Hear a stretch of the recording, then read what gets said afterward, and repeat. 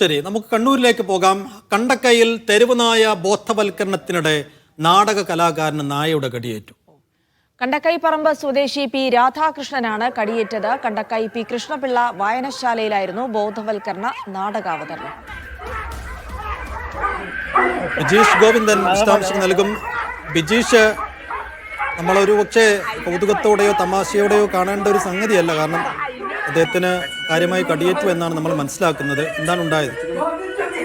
ഇതിനകത്ത് സൈഫുദ്ദീൻ സൂചിപ്പിച്ചതുപോലെ തന്നെ കൗതുകം ഉള്ളതാണെങ്കിൽ കൂടി അതിന്റെ ഒരു ഭീകരത വെളിപ്പെടുത്തുന്നതാണ് ഈ സംഭവങ്ങൾ എന്ന് പറയാം. ഇന്നലെ വൈകിട്ടാണ് ഈ കണ്ടക്കയിലുള്ള പി കൃഷ്ണപിള്ള സ്മാരക മന്ദിരത്തിൽ തെരുവുനായ ആക്രമണം സംബന്ധിച്ചിട്ടുള്ള ഒരു ബോധവൽക്കരണ പരിപാടിയുടെ ഭാഗമായി ഇത്തരത്തിലുള്ളൊരു നാടകം അവതരിപ്പിക്കാനുള്ള അവസരമൊരുങ്ങിയത്.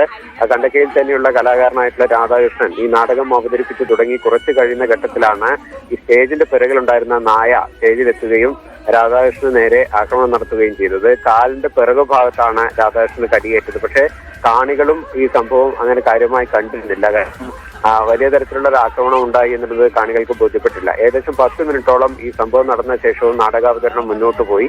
അതിനുശേഷം നാടകം കഴിഞ്ഞതിന് പിന്നാലെയാണ് രാധാകൃഷ്ണൻ സംഘാടകരെ നായയുടെ കാര്യം അറിയിക്കുന്നത്. തുടർന്ന് രാധാകൃഷ്ണനെ പരിയാരം ഗവൺമെന്റ് മെഡിക്കൽ കോളേജിൽ പ്രവേശിപ്പിച്ചു. അവിടെ നിന്ന് ആവശ്യമായ ചികിത്സ നൽകിയ ശേഷം രാധാകൃഷ്ണൻ രാത്രി തന്നെ വിട്ടയക്കുകയും ചെയ്തു. ഏതായാലും കൗതുകം തോന്നുമെങ്കിലും തെരുവുനായയുടെ ഭീകരത നമുക്ക് വെളിപ്പെടുത്തുന്ന തരത്തിൽ തന്നെയാണ് ഈ സംഭവം ഉണ്ടായിരിക്കുന്നത്.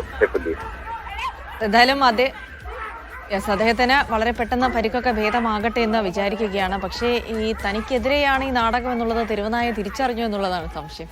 നായ ഒരു കലിപ്പ് തീർക്കുന്ന പോലെയൊക്കെ ഉണ്ടല്ലേ?